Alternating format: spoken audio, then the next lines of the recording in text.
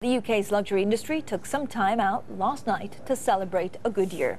The Walpole Awards for Excellence honoured the up-and-coming names along with the more established brands. Now, the old guard of Mulberry, Burberry and Jaguar all picked up prizes. The winners also included the best emerging British brand, Orlebar Brown. Its founder said that going online was changing the style of the industry.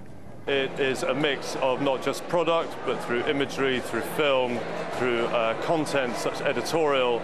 It gives us the opportunity of presenting a wider story, which I think a retail space is fine. Bricks and mortars are great, and of course that gives you the opportunity to put the whole collection together. But online, you can play with it. It gives you that flexibility, that versatility. Now, while the Walpole Awards celebrate exceptional talent and design, the prize winner for the best luxury craftsmanship, Theo Fennell, warned that Britain risks losing its place in the spotlight. I think the British luxury sector is absolutely dependent on the quality of our designers and our craftsmen, and those we have in abundance. Sadly, some of our best emerging brands have been taken over by a lot of foreign money. It'd be nice to think that British money could do the job for them. Here with us is one of the judges. Mark Henderson is a director at Walpole. He's also the chairman of Gives and Hawkes, the shirt maker. Thank you so much, Mark, for being here on City Central with us. Talk to me a little bit about the health of the luxury industry. We talk a lot about luxury here on Bloomberg. We have concerns that actually China is spending maybe a little bit less than it used to. What impact does that have on the British luxury industry? Well, to take the luxury industry as a whole, it took a little dip in 2008, but it's actually way above what it was then.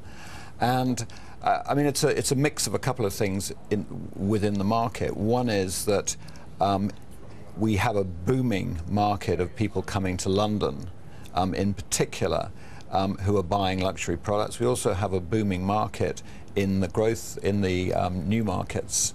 And yes, there's been a tiny bit of a slowdown in China. We're talking going from double to single-digit growth, but you can't complain about single-digit growth. So, Mark, do you think that actually a lot of the UK luxury brands are taking advantage of the fact that we're almost in a transit area? I guess a lot of people travel through and from London, and because we have a lot of foreigners here, then this is where they buy luxury.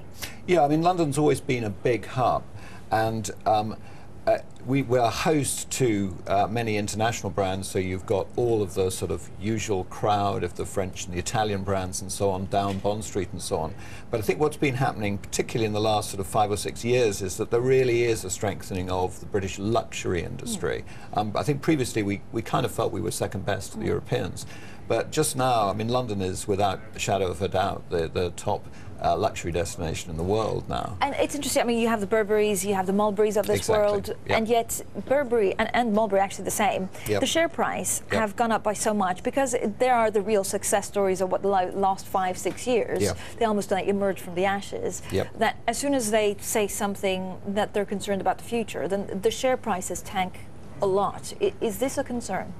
Well, I can't speak for those particular companies, but I mean, I would say that generally the luxury sector has done exceptionally well, and you have to look at the long-term trends, which I think, people are, I mean, ultimately luxury is about best, and it seems to me natural that people will want best, and on the whole, luxury stocks have performed very well.